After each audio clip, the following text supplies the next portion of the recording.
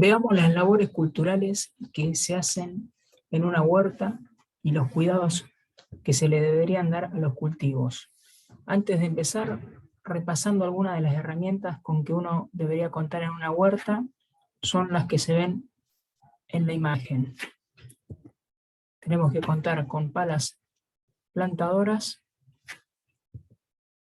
palas, azada, rastrillo, regadera, guante, tijeras de podar, etc.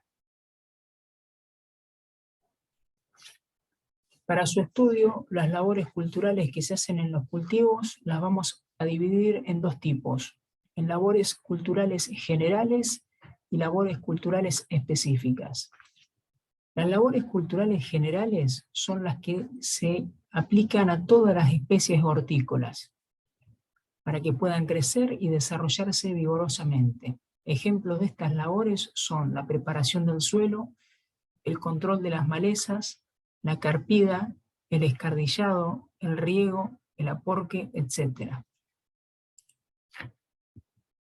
Los otros tipos de labores culturales son las labores culturales específicas, que se aplican a determinadas especies hortícolas. Ejemplos de estas labores son la conducción o tutorado, las podas de conducción de cultivos y producción, el desbrote, el deshoje, el raleo de flores o frutos, el aporque, el blanqueo, etc. Entre las labores culturales generales está lo que se conoce como descortezado.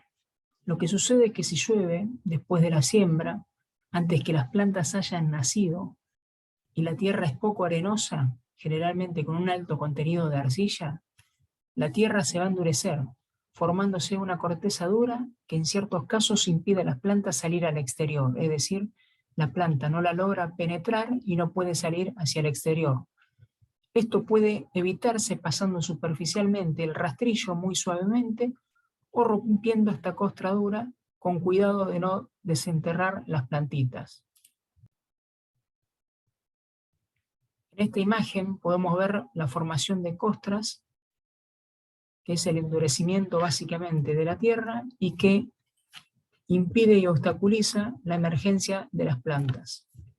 Otra labor cultural general que se hace es la carpida, que consiste en eliminar malezas y remover la corteza de tierra alrededor de las plantas.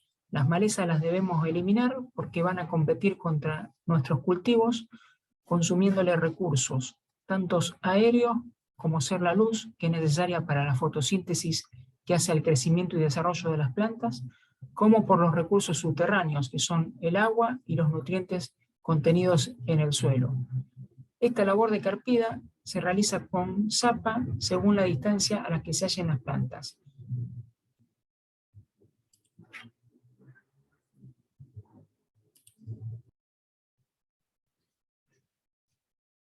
Otra labor general que se hace es el escardillado. Este trabajo se realiza con el escardillo, que es esta herramienta que se ve acá, que se hace correr entre las hileras de plantas para eliminar malezas y remover la tierra.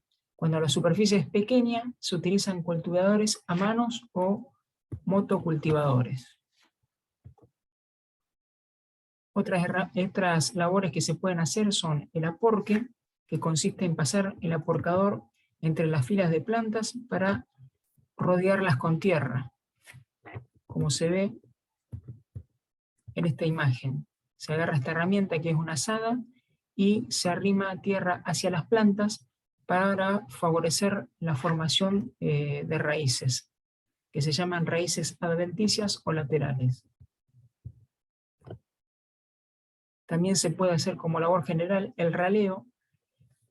Muchas veces lo que sucede es que la semilla que uno siembra en el terreno falla o muere, y esto nos va a terminar dando poca cantidad de plantas. Entonces lo que conviene es sembrar, y sembrar varias plantas, y si sobran, eliminar las que sobran mediante esta operación que se conoce como raleo. En esta imagen se puede ver de qué manera se ralea en forma manual cuando crecen muchas plantas juntas. Entonces lo que vamos a hacer es dejarle a las plantas el lugar necesario para que crezcan, eliminando aquellas que crecieron muy juntas. Se hace, por ejemplo, en la zanahoria, que se siembran directamente en el terreno, y conviene siempre entresacar algunas para que las que quedan tengan lugar donde formar la raíz. Otra tarea que se puede hacer para la mayoría de los cultivos es el repique, con el objeto que las plantas criadas en el almácigo se adapten al ambiente del lugar donde tendrán que seguir viviendo definitivamente. Entonces, antes de llevarlas ahí, se las trasplanta a un lugar reparado. Y una última tarea que se hace en forma general es el trasplante, que consiste en sacar las plantas del almácigo, que es el lugar donde las criamos, o separar estolones o hijuelos dependiendo de la especie de las plantas madres y plantarlas en el lugar definitivo. Se efectúa a mano haciendo un hoyo con el plantador y enterrando las plantas, o bien colocándolas en los surcos o caballones y luego tapándolas con la azada.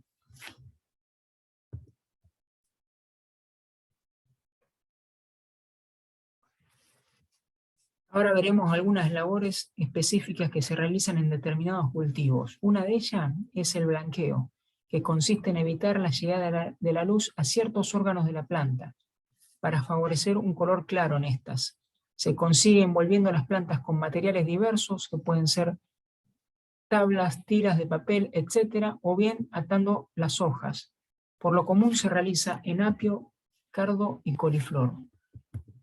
Acá se ve de qué manera se hace, se conoce también como fajado, y lo que se logra en las plantas, un color claro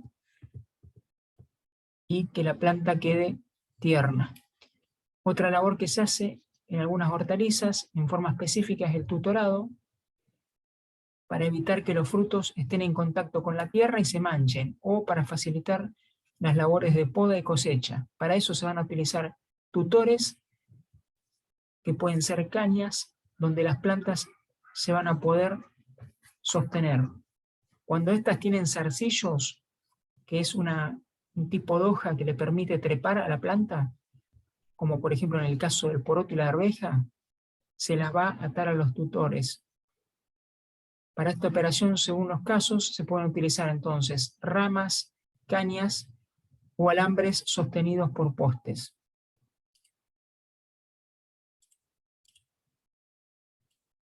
En esta ilustración podemos ver de qué manera se realiza el tutorado en el cultivo de tomate. Por ejemplo, se colocan las cañas en esta forma, se las ata en esta posición y el tomate va a estar sostenido de esta manera.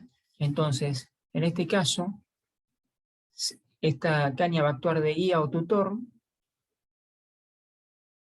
y los frutos van a poder ser sostenidos y no van a tomar contacto con el terreno, lo cual le podría provocar diferentes tipos de daños.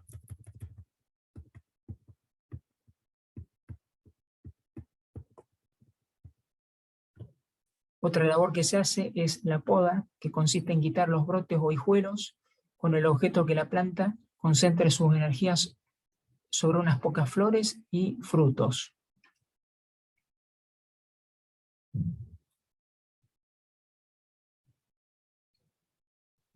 Acá, por ejemplo, se puede ver el desbrote manual que se hace en el tomate, que consiste en eliminar algunos brotes, como el que se ve acá, que crecen en las axilas de las plantas. Vulgarmente se los conoce como chupones, para favorecer los que quedan y que crezcan adecuadamente, los que quedan los restantes. Y la otra labor específica que vamos a ver es lo que se conoce como cobertura o mulching, que se hace en algunas plantas pequeñas cuando están en contacto con la tierra. Por ejemplo, el caso de la frutilla. En ese caso se coloca pasto seco, nylon o paja, para evitar entonces que tome contacto con el terreno. Entonces se va a colocar material, como se ve acá, entre las plantas. Se conoce también como mantillo o mulching. Acá se puede ver un cantero con mantillo, que es la estructura esta, acá donde se ve el pasto seco que se coloca, y que permite conservar la humedad y evitar el crecimiento de malezas e incorporar nutrientes lentamente en el suelo a medida que ese material se va degradando y descomponiendo. Entonces acá se coloca el mantillo entre las plantas y también lo que se hace, como se ve en esta imagen, la carpida con esta herramienta. Y de esa manera se van sacando las malezas que afectan a nuestros cultivos.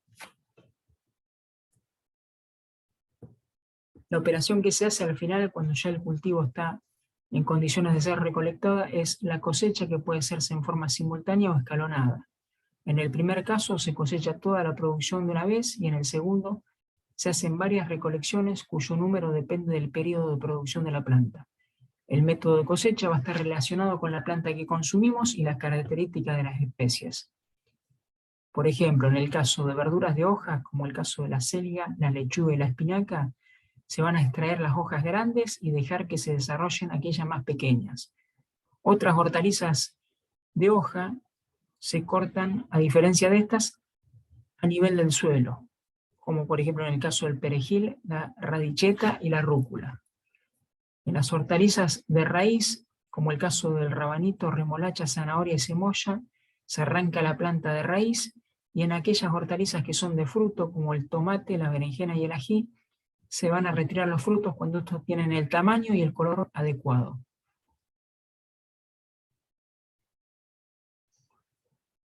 Una labor cultural general a todas las hortalizas, y que vamos a estudiar un poco con más detalle, es el riego, que es sumamente importante, porque la mayor parte de las hortalizas requieren de humedad uniforme durante todo el ciclo. El agua resulta un elemento primordial porque además sirve de vehículo para los nutrientes. Existen especies que se manejan en condiciones de secano, es decir, con muy bajos niveles de humedad, como el caso, por ejemplo, del poroto, la arveja, la lenteja, el garbanzo y los zapallos, que son las cucurbitáceas, mientras que otras pueden requerir de riegos complementarios.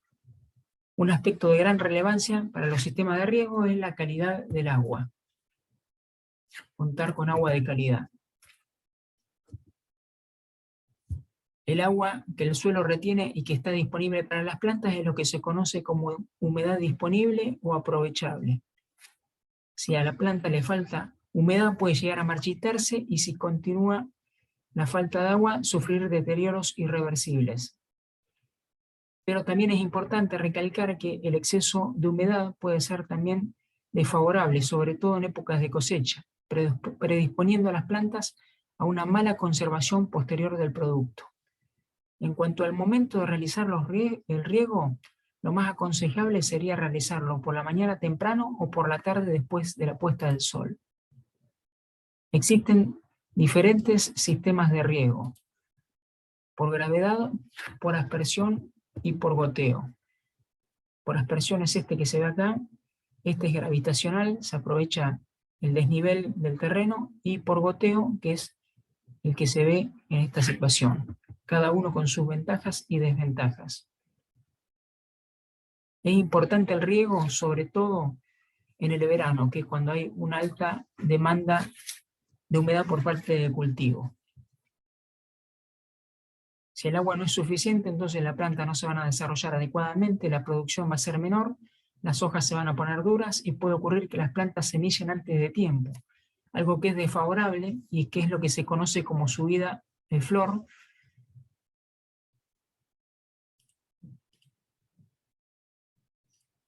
Lo que convendría entonces en verano, regar todos los días, a partir del momento de la siembra o del trasplante. Por la tarde, pues regar al mediodía quema las plantas, y en invierno al mediodía, porque si no las heladas pueden dañar las plantas. La forma de hacerlo tiene que ser en forma de una fina lluvia sobre los almácigos y las plantas pequeñas.